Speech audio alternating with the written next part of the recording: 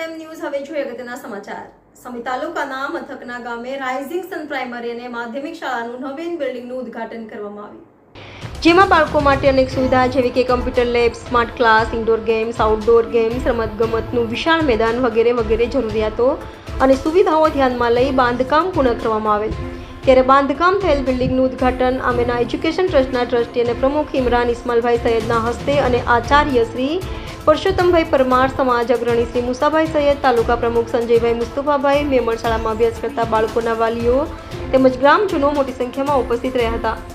પ્રમુખ શ્રી ઇમરાનભાઈ સૈયદે જણાવ્યું હતું કે આ સુવિધા અને વિશાળ સંકુલ સંસ્થાએ પોતાની માલિકીની જમીન ખરીદી કરી અને બાંધકામનો ખર્ચ પણ કરેલ છે, છતાં અભ્યાસ કરતા બાળકોની ફીમાં કોઈ વધારો કરવામાં આવશે નહીં। સમી શહેર તથા આજુબાજુના ગામો માટે અદ્યતન સુવિધા આપતી અને અનુભવી શિક્ષકો દ્વારા શિક્ષણ આપતી શાળા રાઇઝિંગ સન પ્રાઇમરી સ્કૂલમાં શિક્ષણ મેળવેલ બાળકો આવનારા સમયમાં શિક્ષણ ક્ષેત્રે સમાજનું તેમજ ગામનું નામ રોશન કરશે તેવો વિશ્વાસ વ્યક્ત કર્યો હતો।